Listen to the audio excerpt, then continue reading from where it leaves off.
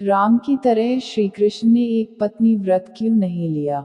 विश्व के संरक्षक विष्णु विभिन्न रूपों में पृथ्वी पर अवतरित होते हैं। उनका परशुराम का अवतार किसी पत्नी से नहीं जुड़ा, राम का अवतार एक पत्नी से जुड़ा है, जबकि कृष्ण का अवतार कई पत्नियों से जुड़ा है। इस प्रकार विष्णु विभिन्न परिस्थितियों में विभिन्न तरीकों से प्रकट होते हैं। कृष्ण की 8 मुख्य पत्नियां हैं। विदर्भ की रुक्मिणी उनकी पहली पत्नी है, जो उनके साथ भागकर विवाह करना चाहती हैं। भालू राजा जाम्बवन की बेटी जाम्बवती उनकी दूसरी पत्नी है। कृष्ण के बल से प्रभावित होकर जाम्बवन अपनी बेटी विवाह में कृष्ण को सौंपते हैं। सत्यभामा, जो उनकी तीसरी पत्नी है, एक बहुत ही समृद्ध यादव महिला है। कृष्ण सत्यभामा के पिता के भाई के हथियारों को पहचान लेते हैं और इसलिए वे कृष्ण से प्रभावित होकर अपनी बेटी कृष्ण को सौंपते हैं। कृष्ण की चौथी पत्नी कालिंदी है, जो यमुना देवी का दूसरा नाम है। यमुना एक महिला का रूप लेकर कृष्ण की पत्नी बनना चुनती हैं। कोसल की राजकुमारी सत्या उनकी 5वीं पत्नी है। 7 जंगली बैलों को वश में करने के बाद कृष्ण सत्या से विवाह करते हैं। अवंती की राजकुमारी मित्रविंदा और कैकेय की राजकुमारी भद्रा भी कृष्ण को अपने पति के रूप में चुनती हैं। धनुर्विद्या की प्रतियोगिता जीतकर कृष्ण मद्र की राजकुमारी लक्ष्मण को हासिल कर लेते हैं। इस प्रकार अलग अलग तरीकों से कृष्ण को अपनी 8 पत्नियां प्राप्त होती हैं। रुक्मिणी और कृष्ण भागकर विवाह करते हैं। मित्रविंदा, भद्रा और कालिंदी स्वेच्छा से कृष्ण से विवाह करती हैं। शक्ति और वीरता की प्रतियोगिताएं जीतने पर मद्र की लक्ष्मण और कोसल की सत्या कृष्ण को दी जाती हैं। कृष्ण के बल और कौशल से प्रभावित होकर सत्यभामा और जाम्बवती के पिता उन्हें कृष्ण को सौंपते हैं। इनके अलावा कृष्ण की 16,100 पत्नियां हैं। मगध के राजा जरासंध ने इन महिलाओं को बंदी बनाया था। जरासंध की मृत्यु के बाद ये महिलाएं बेघर हो गईं, इसलिए कृष्ण उन्हें अपनी कनिष्ठ पत्नियों के रूप में स्वीकार करते हैं। सवाल यह उठता है कि कृष्ण 16,100 महिलाओं की जरूरतों को कैसे पूरा करते थे। भागवत पुराण के अनुसार जब नारद मुनि द्वारका गए तब उन्होंने हर घर में कृष्ण को पाया। वास्तव में कृष्ण 16,108 रूप लेकर अपनी प्रत्येक पत्नी के साथ रह रहे थे।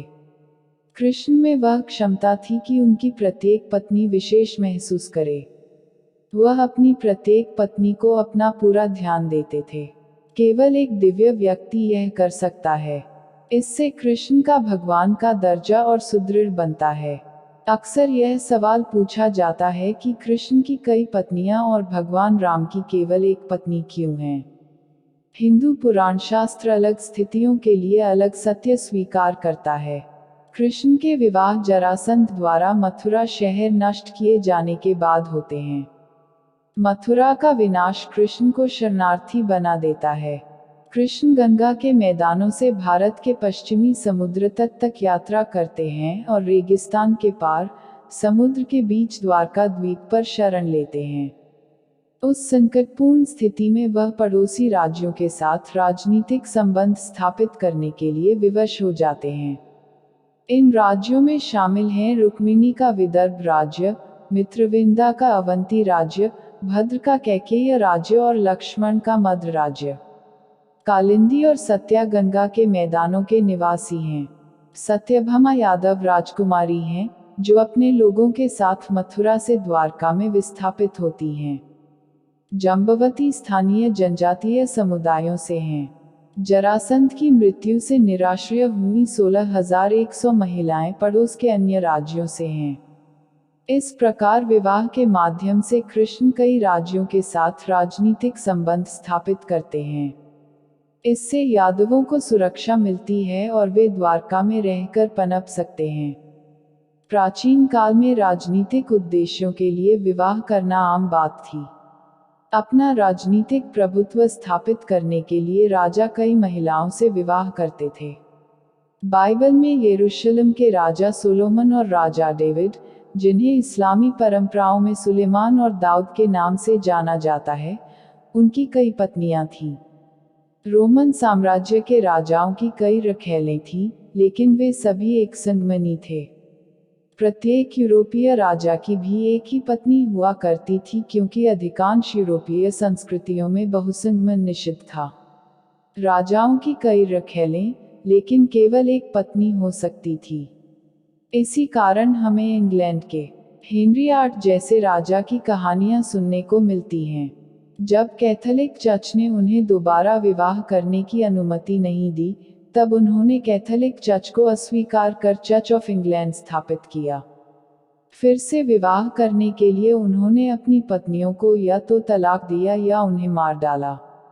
इस प्रकार विवाह की कहानियां राजनीति के बारे में बहुत कुछ बताती हैं।